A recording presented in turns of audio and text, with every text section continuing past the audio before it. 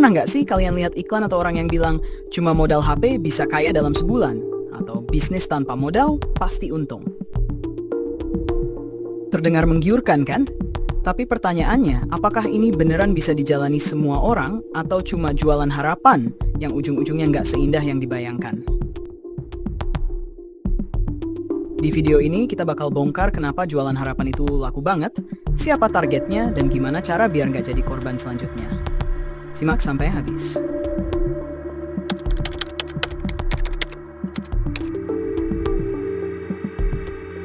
Menjual harapan adalah istilah yang sering digunakan untuk menggambarkan praktik menawarkan sesuatu yang tidak pasti atau sulit dicapai, tetapi dikemas sedemikian rupa sehingga tampak mudah, menarik, atau sangat menggiurkan.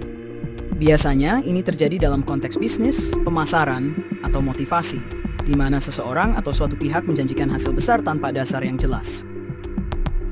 Contoh menjual harapan. 1. Pelatihan kaya instan. Kursus atau seminar yang mengklaim bisa membuat seseorang kaya dalam waktu singkat tanpa usaha yang realistis. 2. Bisnis tanpa modal, untung besar. Skema yang menggambarkan bisnis seolah-olah tanpa risiko, padahal kenyataannya tidak semudah itu. 3. Motivasi berlebihan tanpa solusi konkret. Motivator yang hanya memberi semangat tanpa strategi nyata untuk mencapai tujuan. 4. Investasi bodong. Skema investasi yang menjanjikan keuntungan tinggi tanpa menjelaskan risiko yang ada. Secara positif, menjual harapan bisa memberikan dorongan bagi orang untuk percaya pada diri sendiri dan berusaha lebih keras. Namun jika harapan yang dijual tidak realistis atau menyesatkan, ini bisa membuat orang kecewa dan bahkan mengalami kerugian.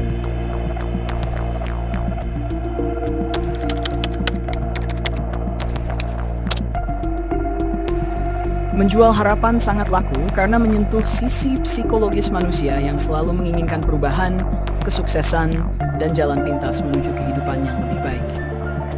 Ada beberapa alasan utama mengapa hal ini begitu efektif. 1. Emosi lebih dominan daripada logika. Orang cenderung membuat keputusan berdasarkan emosi, terutama ketika mereka sedang merasa terpuruk atau butuh perubahan. Harapan yang dijual seperti kaya dalam 30 hari atau sukses tanpa kerja keras menarik karena menggugah perasaan, bukan karena masuk akal. Kebutuhan akan kepastian di tengah ketidakpastian. Di tengah ekonomi yang sulit, banyak orang mencari jalan keluar yang cepat dan pasti. Janji-janji seperti bisnis tanpa modal pasti untung terdengar seperti solusi yang mereka butuhkan, meskipun faktanya tidak selalu demikian. Kultur instant gratification. Di era digital, banyak orang terbiasa dengan hal-hal serba instan. Makanan, hiburan, bahkan kesuksesan. Mereka lebih suka solusi cepat daripada proses panjang yang penuh usaha dan risiko. Fear of missing out. Banyak orang takut tertinggal dari orang lain yang terlihat sukses. Jika seseorang melihat teman atau influencer sukses dari suatu program atau bisnis tertentu, mereka cenderung ikut-ikutan tanpa berpikir panjang. Testimoni dan ilusi kesuksesan. Penjual harapan sering menggunakan testimoni dan cerita sukses yang bisa jadi hanya sebagian kecil dari realitas. Ini membuat calon korban percaya bahwa mereka juga bisa berhasil dengan mudah. Pencarian makna dan motivasi. Beberapa orang membeli harapan bukan hanya untuk hasil akhirnya, tetapi juga karena mereka butuh motivasi. Misalnya, seminar motivasi yang penuh kata-kata penyemangat bisa memberi ilusi kemajuan, meskipun tanpa langkah konkret. Karena alasan-alasan ini, menjual harapan akan selalu laku, terutama jika dikemas dengan narasi yang menarik, testimoni yang menggugah, dan janji yang terdengar realistis meski sulit dicapai.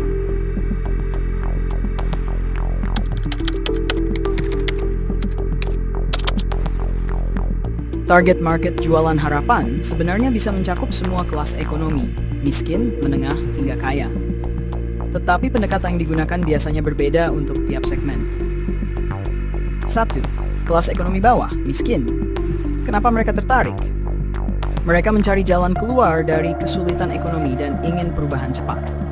Contoh produk jasa yang ditawarkan. Skema bisnis modal kecil dengan janji keuntungan besar. Pelatihan jadi kaya tanpa modal. Investasi atau pinjaman dengan janji bebas finansial. Risiko terbesar, mereka bisa mengorbankan uang terakhir mereka untuk sesuatu yang tidak realistis. 2. Kelas menengah. Kenapa mereka tertarik?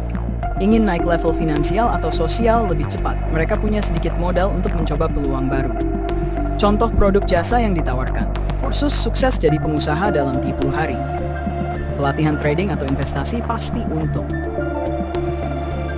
MLM atau bisnis yang terlihat mudah dijalankan dari rumah. Risiko terbesar bisa terjebak dalam ilusi kesuksesan dan kehilangan uang atau waktu untuk sesuatu yang tidak memberi hasil nyata. 3. Kelas atas raya. Kenapa mereka tertarik? Mereka mencari next level kesuksesan, eksklusivitas, atau makna hidup. Contoh produk jasa yang ditawarkan. Program coaching menjadi miliarder lebih cepat. Retreat eksklusif untuk menemukan diri sendiri.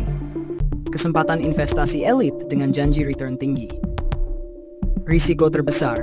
Meski lebih berpengalaman, mereka tetap bisa tertipu oleh skema yang terkesan profesional atau eksklusif.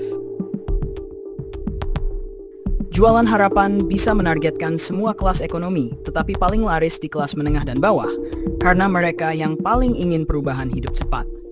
Kelas atas juga bisa jadi target.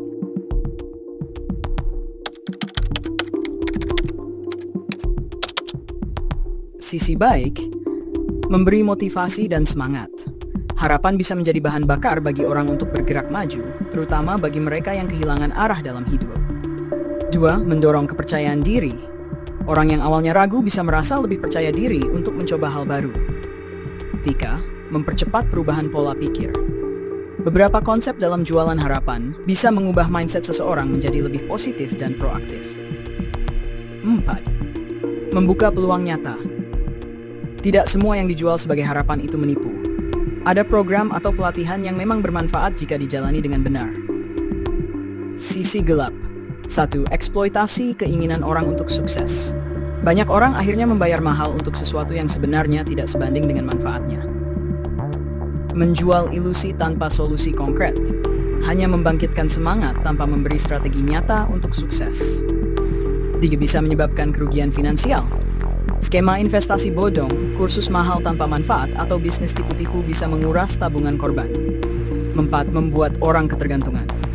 Beberapa motivator atau bisnis menjual harapan secara terus-menerus, membuat orang selalu membeli produk jasa mereka tanpa pernah benar-benar berhasil. Jualan harapan bisa baik atau buruk tergantung pada apakah harapan yang diberikan realistis dan benar-benar bisa diwujudkan. Jika hanya menawarkan impian kosong tanpa solusi nyata, maka itu lebih ke arah penipuan atau eksploitasi.